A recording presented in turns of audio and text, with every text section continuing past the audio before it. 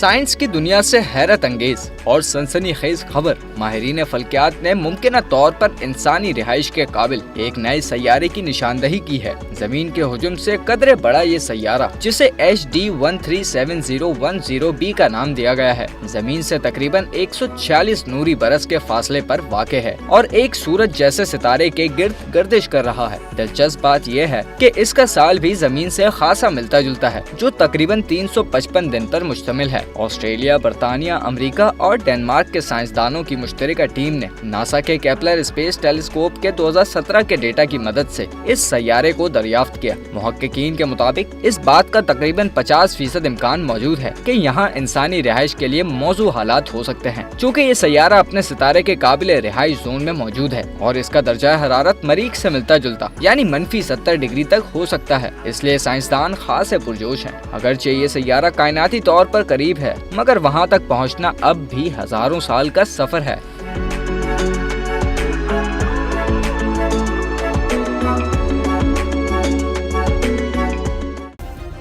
Subscribe करें और bell दबाएं ताकि कोई खबर रह न जाए।